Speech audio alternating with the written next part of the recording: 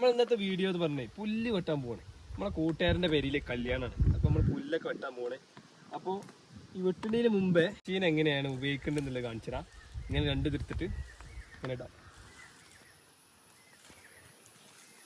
ഇട്ടതിന് ശേഷം കറക്റ്റ് ചെയ്യുക. ഈ ക്ലിപ്പും ഇങ്ങനെ യോജിപ്പിക്കുക. അതിന് ശേഷം ഈ തെറ്റൊക്കെ ആണെങ്കിൽ ക്ഷമിക്കുക, നമ്മൾ വല്ല വെട്ടുകാരൊന്നുമല്ല ഇത്. അതിന് ശേഷം നമ്മൾ എന്ത് ചെയ്യാം, മെഷീൻ്റെ ഈ ഭാഗത്ത് നമ്മൾ ഈ ലോക്ക് ഇവിടെ കൊടുക്കുക. ഇനി ഇതാണ് ഇതിൻ്റെ സിസ്റ്റം. ഇനി ഇതെങ്ങനെ സ്റ്റാർട്ട് ചെയ്യാൻ പോകാന്നാണ് അടുത്ത് കാണിക്കുന്നത്. അട്ടാക്ക്.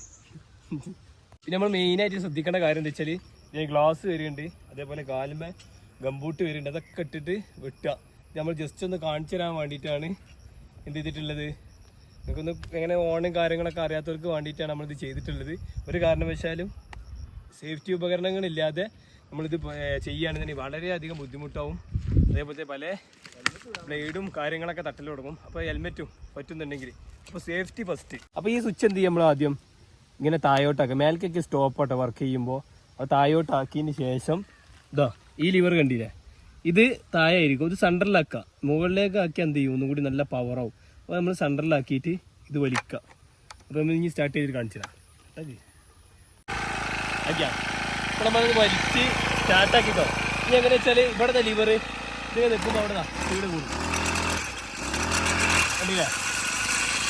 ഇനി